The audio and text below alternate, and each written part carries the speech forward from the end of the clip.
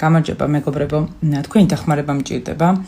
მინდა ეგეთი კითხვა დაგისვათ, ვინც ზუსტად იცით და გქონიათ ასეთი გამოცდილება. ვიზიასთან დაკავშირებით მეორჯერ მიფრინავ და მოკლედ მაქვს ბილეთი ორ მხრივი თუ დაბრატნის რო ეწახიან.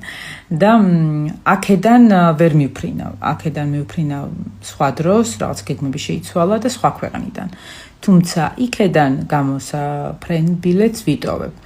რახან ბილეთი ერთი კოდის ქვეშ არის, აქედან არ გამოცხადების შემთხვევაში ავტომატურად ხوار გაუქმდება. ვიზი არის შესანიშნავეს წარმომადგენელმა გოგონამ აქ მითხრა, უბრალოდ ხე კიდე მეედებ ამას ვეღარ დავრეკავ, თუმცა გუშინ ჩემს მეგობარს თურქიშზე ქონდა ასეთი შემთხვევა და რახან ორი მხრივი იქიდანაც გაუქმეს რა. და ვინც ზუსტად იცით, იქნებ მომწეროთ ასეთი გამოცდილება, ვისაც ქონიათ და რამე პრობლემა ხوار